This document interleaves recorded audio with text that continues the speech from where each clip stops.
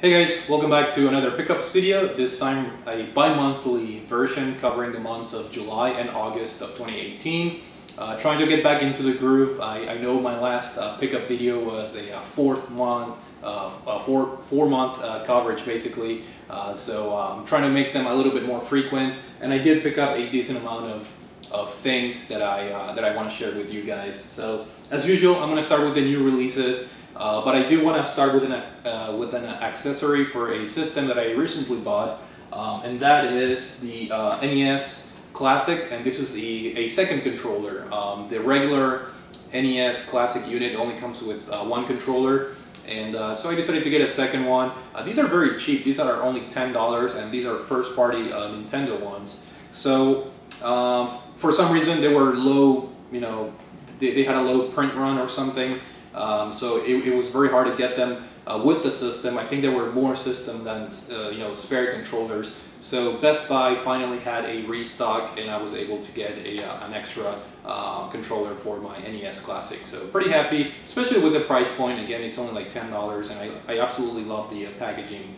A lot of nostalgia involved in the packaging. So yeah, $10 for the Nes Classic controller. Pretty happy to pick that up.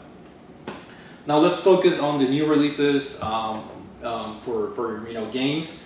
I'm going to start with the PlayStation 4 because there are two PS4 games that I was salivating basically over the release of these two games.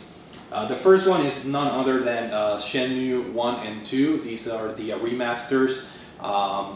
As you guys know, Shenmue 1, the first one, is one of my favorite games of all time. It is my favorite Sega game of all time.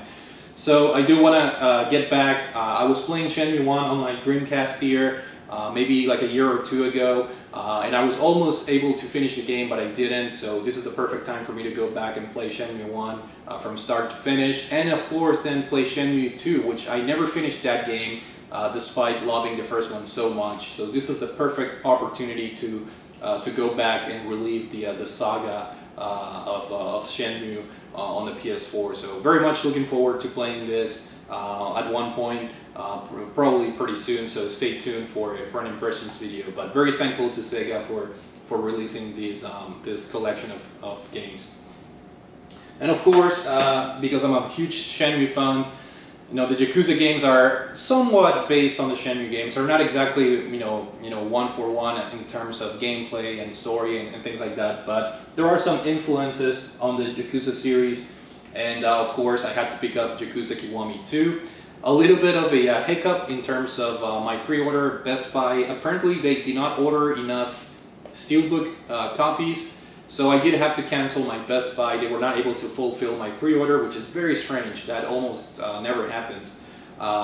So I had to buy this from Amazon, which means I had to pay regular price because I have my 20% discount at Best Buy. But no issues here. I'm always willing to support releases that I really enjoy from series that I really enjoy.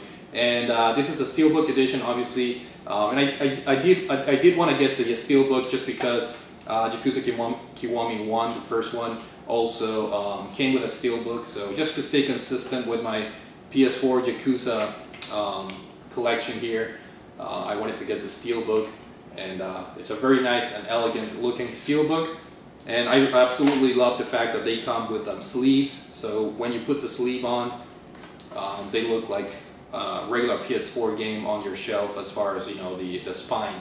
So pretty cool, and I'm definitely looking forward to playing this game. This is the last mainline game that I have to play for the Kazuma for the Kiryu games, 1 through 6.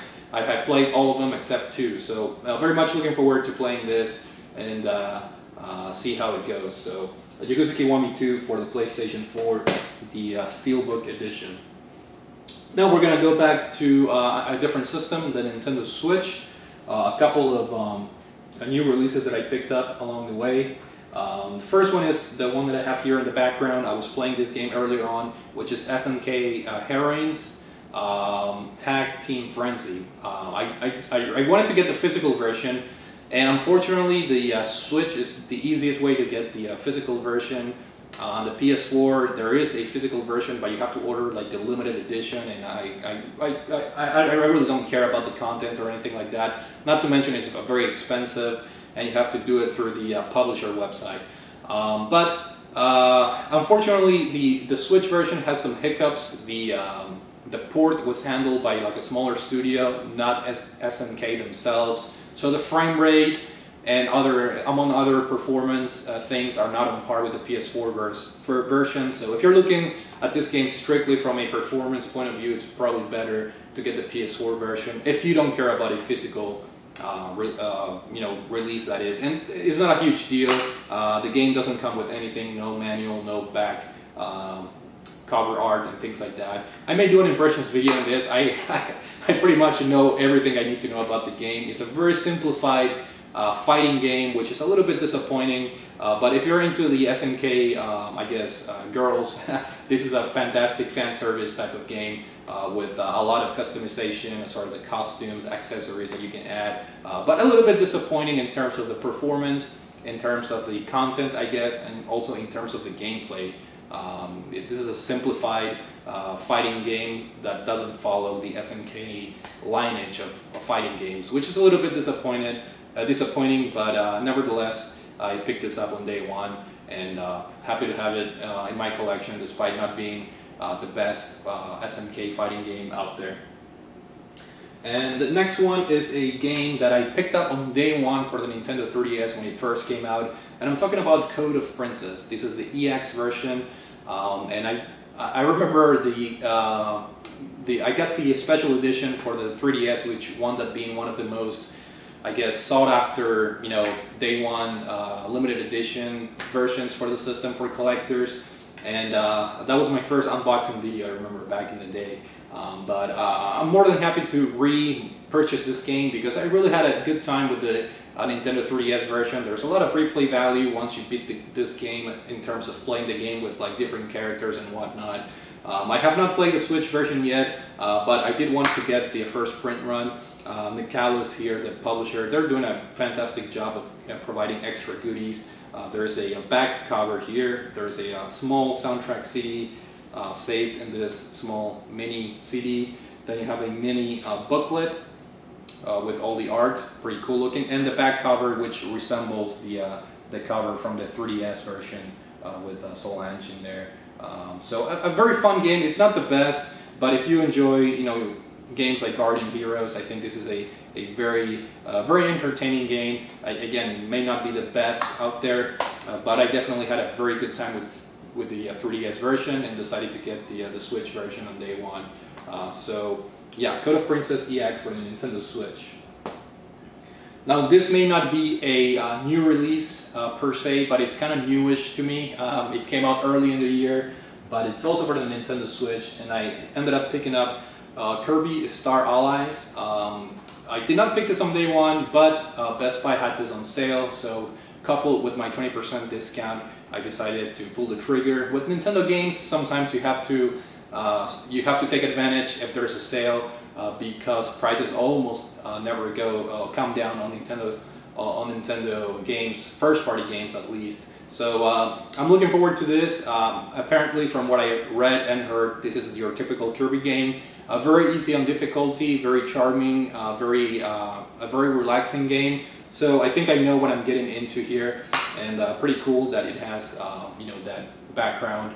I love when games come with the back cover here.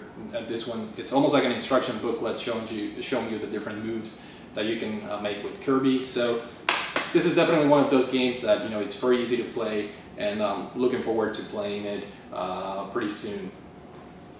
Another newish release that I picked up because it was also on sale is Mario Tennis Aces for the Nintendo Switch again. Same deal, Best Buy had it for a discount, and coupled that with my 20%, I was able to pick this up. I'm a huge fan of the Mario sports games in general. Tennis, golf, you name it, strikers, baseball. I own most of them for different systems, and tennis is actually one that I have a lot of fond memories playing the 64 version and also the 3DS version. I put a lot of time on the Mario Tennis game on the Nintendo 3DS. Now this one is supposed to be a little bit more meaty in terms of content, which is a complete opposite of the Wii U one, which is one of the worst Mario Tennis games out there. But definitely looking forward to playing this. Supposedly there's a lot of content, and of course you have a pretty solid gameplay that it's always fun. So Mario Tennis Aces, looking forward to playing this pretty soon as well. Also decided to pick up, Best Buy had their, I forgot what they call it, like Black Friday in July or something like that. They had this game for a pretty significant discount, the Mega Man collection, Mega Man 1 and 2 collection as they call it, the Legacy collection. So you have basically 10 Mega Man 10 classic games into one package. So I decided to get the Switch version because of the added, I guess, handheld feature. These are games that you don't necessarily have to have the best performance when playing when the Switch is undocked. There are certain games that suffer from performance when you undock your Switch. So this is like the perfect type of game, in my opinion, to own on the Nintendo Switch. And yeah, decided to pick this up and excited to play this. I already started playing and getting my ass kicked. Obviously, this is classic Mega Man, but having a pretty good time so far with this, and looking forward to trying into all these classic games.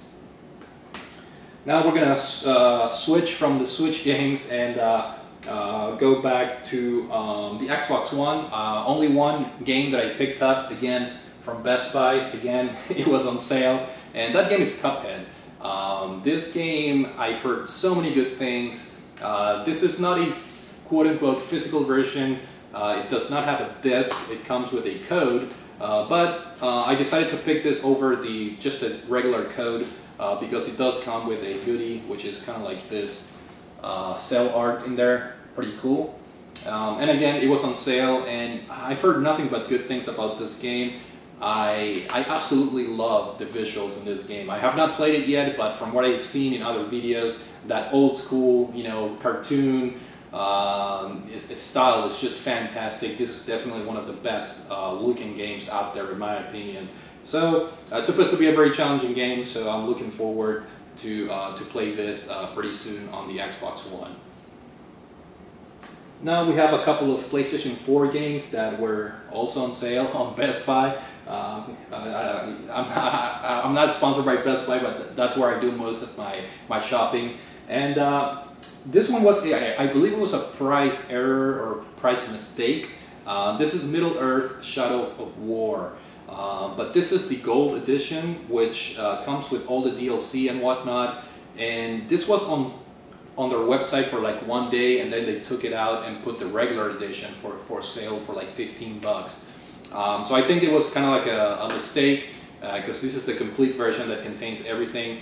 And I absolutely loved Shadow of Mordor, which was released a couple years ago, and I've heard this game got a lot of, it got criticized because of the microtransaction. I'm not really sure how it works, but supposedly they put some kind of microtransaction ordeal in this game, but supposedly it's been fixed, so I'm not really sure what the deal is, but I'm definitely looking forward to playing this. And it's pretty cool because this is the Gold Edition, comes with all the content, and I think it eliminates those microtransaction issues that people were complaining, and it comes with a steelbook. Pretty cool cover. Comes with the codes and everything, and a pretty elegant, steelbook here. I'm gonna put the code back in there. Just a very nice edition, and again, I think it was a price mistake, but hey, I took advantage of it, and I enjoyed the first game a lot, so definitely looking forward to playing this as well. Now the next game, it's one that I held on buying this game for the longest time. I don't have any experience with this particular series, even though I own and I really want to play the first game, which is Valkyria Chronicles on the PS3, and I have the PS4 version as well. Now this is Valkyria Revolution. I'm not really sure if this is a sequel or how much it's related to the first release of the series, but I've heard a lot of bad things about this game. It's supposed to be a very crappy in terms of performance and overall design. This game got a lot of bad reviews. So why did I buy this game? Well, it was on sale for like $7, I think. So I finally pulled the trigger. This game has been on sale both on Amazon and Best Buy for like the longest time. And this is the Vanguard edition, which is another nice little bonus, I guess. It comes with this pen in here, and it also has a soundtrack CD inside. I haven't opened this yet, but I figured, you know, for $7, even if I get an hour or two of entertainment out of this, I should probably check this out at one point. But I do have to explore the other games in my collection for the Valkyria series, and you know, it's nice to have this for $7. It doesn't hurt. So that's another pickup. And finally, for the PlayStation 4, the last game I picked up, it's another very criticized game, very controversial, No Man's Sky for the PlayStation 4. This was on sale at Walmart for like $10. So another good thing of being patient, just kind of like I mentioned with the Middle Earth game, where, you know, they kind of fixed the microtransaction complaints. This one, I believe, the main complaints about the gameplay have been fixed as far as, you know, via patches. So supposedly the best way to play No Man's Sky is to play it now. So it took them a couple years to finally sort everything out, but supposedly the content of the game is a little bit more relevant, and you know, fans were really upset, especially those that bought this game on day one, regarding the content and the overall promises that the developer made that were not fulfilled. But supposedly the game is finally quote-unquote playable now, so for $10 can't complain, and I'm happy I was patient enough to pick it up now that the game is supposedly old, you know, good to go basically. Now we're going to go into some accessories, magazines, books and whatnot, gaming related obviously. The first one is it's a plushie that I picked up from Amazon, and it's Peppy Hare from Star Fox. And I don't know if I showed this in the past, but these are made by World of Nintendo, and I really like picking up Star Fox things like amiibos and anything I can get my hands on, because it's a somewhat obscure first-party Nintendo series that doesn't get enough love like the other series do. You know, like Zelda, Mario, Pokemon, you know, Donkey Kong. You see a ton of merchandise for those series, you know, and it's understandable. They're way more popular. But I do love Star Fox series, and it's fun to pick up these little guys. And again, I don't think I've showed them, but I do have Fox Mccloud as well. I picked this up like over a year ago, and I have Funko Labardi here. So I have 3 of them, and Slippy Toad. I believe he has not been released yet. I looked him up, and they have not released his little plushie yet. So hopefully I can get my hands on that one when it gets released. So I have all 4 of them. Now, as far as talking about deals, this was a really good deal. The Art of Battlefield 1. I may do a book overview on this. This was on sale for this was on sale for $2.50 at Best Buy. And if you did in-store pickup, they give you a $1 discount. So I got this for like $1.50. And granted, you guys know me, I'm a huge fan of the Battlefield series, but Battlefield 1 was a game that it really didn't grab my attention too much. I still prefer the older Battlefield games like Battlefield 4, 3, and the Bad Company games. I just prefer the modern warfare theme, which is why I'm not very excited for Battlefield 5, which is set on, you know, the Second World War. But you know, I couldn't pass this up for $1.50. And just really quick, I may do like a quick overview, but it does come with like an envelope with a cloth map or cloth art in it, and then of course you have the proper book, which is not the biggest book, but it's very interesting.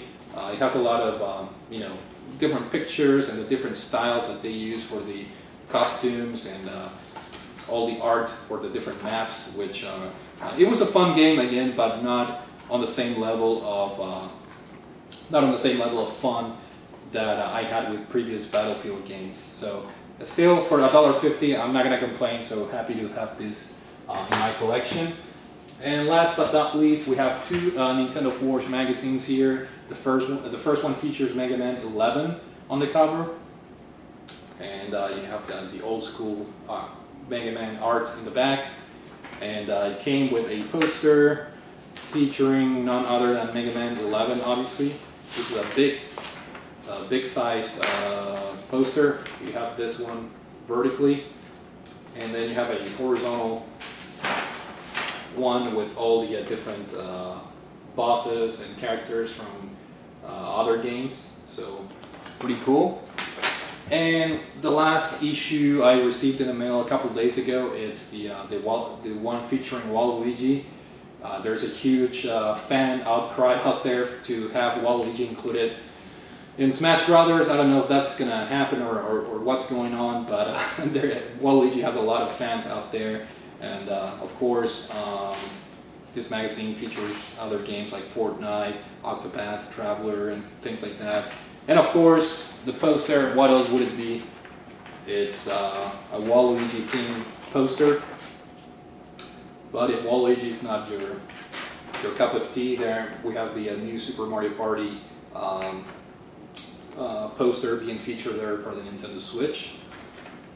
And that's it, guys. Not a whole lot. I do have one, off the top of my head, one digital release that I picked up, which is FIFA 19. FIFA 20, or yeah, the latest one is supposed to come out. It should be coming out in the next month, so I was able to pick up the latest one for only $6. I bought it on the Xbox One. For some reason, that game has not been offered yet on the EA Access service, so I figured, you know, $6, why the hell not? I'm going to buy that. And I've been playing a lot of that. I know, if you guys know me, I love my sports games as well. So the FIFA games are pretty fun, and I tend to play them every year, a little bit here and there. So that's the only digital purchase off the top of my head that I can think. Of course, you know, games like, you know, the PlayStation Plus games, the Xbox Gold games, I always get those, and I purchase them and save them to my hard drive. So whenever I feel like playing them, I do it. But yeah, that's it for now. Hopefully you guys enjoyed this video. Thank you for watching, and I will see you all later.